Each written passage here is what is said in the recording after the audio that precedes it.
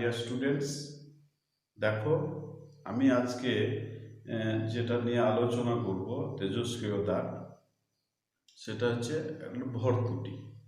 ভর ত্রুটি একটা বিষয় আছে, হ্যাঁ, বা ভর বিচ্যুতি বলা হয়। দেখা গেছে যে একটা পরমাণু প্রোটন, ইলেকট্রন এবং নিউট্রনের ভর যা, তার থেকে যে পরমাণুটা আছে সেই পরমাণুর ভর কিছুটা কম হয়। এই যে বিচ্যুতি, এই যে মানে পার্থক্য, এইটাই হচ্ছে ভর ত্রুটি।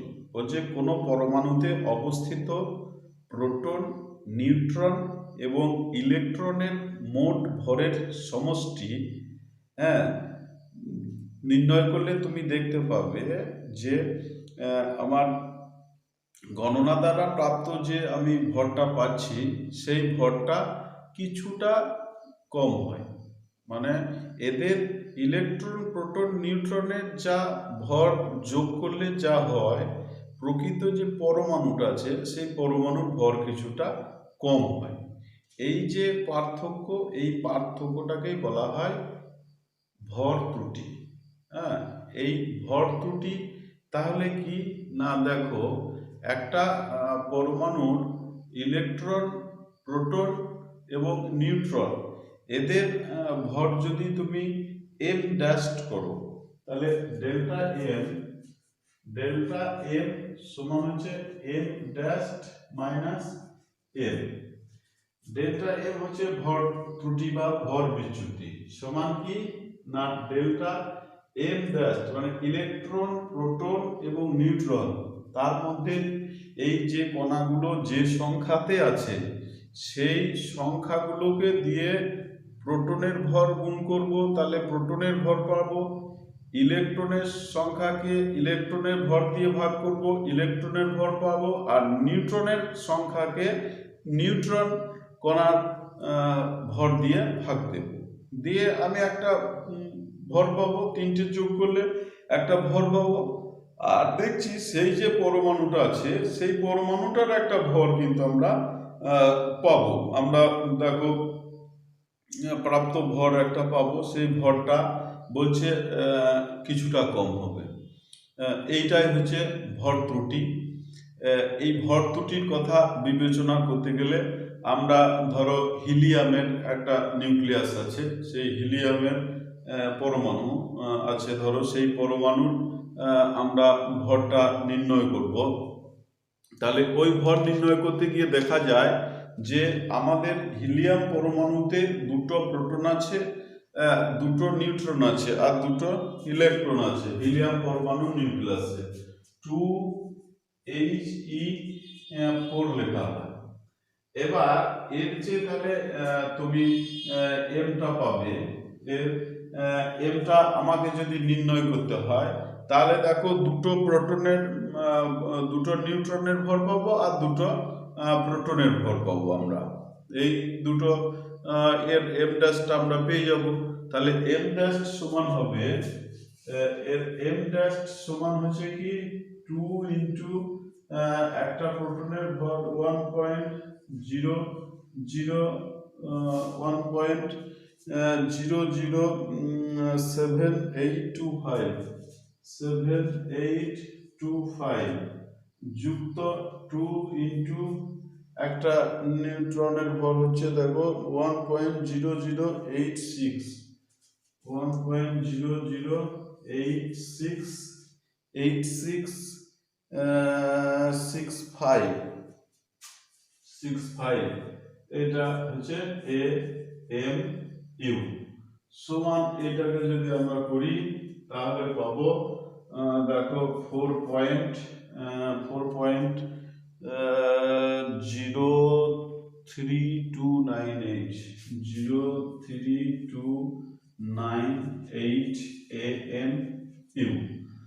আর এর এম বলছে, এর প্রকৃত এম বলছে তোমার 4.00268 4.00268 am। তাহলে দেখো এখানে এই যে তোমার এন ড্যাশ, এটা দুটো প্রোটনের ভর বার করলাম, আর তাহলে এই দুটো যদি তুমি যোগ করে দাও তাহলে পাবে 4 পয়েন্ট এটা, আর এম পেলে কত 4.00268। তাহলে এর ডেল্টা এম যদি নির্ণয় করো, ডেল্টা এম সমান কি, তাহলে 4.03298 মাইনাস 4.00268, এটা পেলে এইভাবে আমরা এবার বিয়োগ দিয়ে দেবো। এত এ এম ইউ, এটা ব্র্যাকেটে দাও, এ এম ইউ পাবো, তাহলে সমান, এবার বিয়োগ করতে হবে, দেখো তাহলে 8 মিলে গেল 0, 6 কয়ে 9, 3 এ 9, 2 2 মিলে গেল 0, 3, 3 এলো 0 এলো, দশমিক এলো, এইটা এলো। দেখো তাহলে আমাদের এলো কত, 0.0303 AMU, 0.0303 AMU, এত AMU এলো। এইটা কিন্তু আমার এই তোমার ভর বিচ্যুতি বা ভর ত্রুটি, এতটা পরিমাণ হিলিয়ামের নিউক্লিয়াসে ভর ত্রুটি লক্ষ্য করা যায়। এবার এই যে ভর ত্রুটি হলো, এই ভর ত্রুটিটা আসলে কি কাজে লাগছে? এই ভর ত্রুটির ফলে আমরা একটা বিপুল পরিমাণ শক্তি পাই। এখানে আইনস্টাইনের সমীকরণ আছে, ই সমান এমসি স্কোয়ার। ই সমান এমসি স্কোয়ার সমীকরণে তুমি যদি এটা বসাও, তাহলে সামান্য ভরের তফাতের জন্য কিন্তু একটা বিপুল পরিমাণ শক্তি কিন্তু আমরা পাই।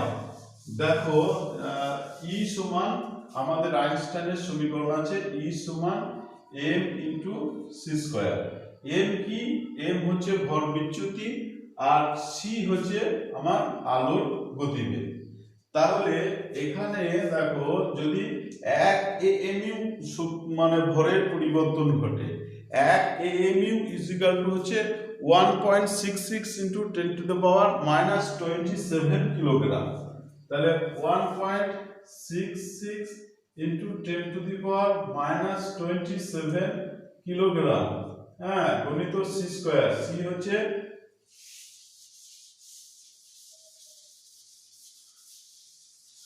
সি হচ্ছে 3 into 10 to the power 8 metre per second.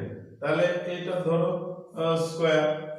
এই যে রাশিটা আমার আসবে, এইটা এখান থেকে আমরা শক্তি পাবো, এইটা পাবো আসলে আমরা পাবো 931 MeV পাবো। 931 MeV শক্তি পাবো, আমরা জুল পাবো 14.92 into 10 to the power minus 11, 14.92, একে তুমি জুলে প্রকাশ করো, 14.92 into 10 to the power minus 11, এটা জুল আসবে। এত জুল যদি ক্যালকুলেশন করি আমরা, এত জুল আসবে। তাকে যদি আমরা ইলেকট্রন ভোল্টে করি, 1 জুল ইলেকট্রন ভোল্টে নিয়ে এলে আমরা এটা পাবো। ইলেকট্রন ভোল্ট হচ্ছে তোমার সিজিএস একক, ওই এককে আমরা নিয়ে আসবো অঙ্কতে সুবিধার জন্য। 931 মেগা ইলেকট্রন ভোল্ট হবে এমইভি। এতটা পরিমাণ আমরা শক্তি এই সমীকরণ থেকে আমরা পাই।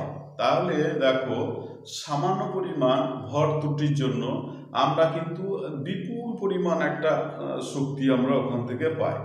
তাহলে এবার কোশ্চেন হচ্ছে, এই যে শক্তিটা, এই শক্তিটা আমার কি কাজ করে? এই শক্তিটা আমার কি কাজ করে?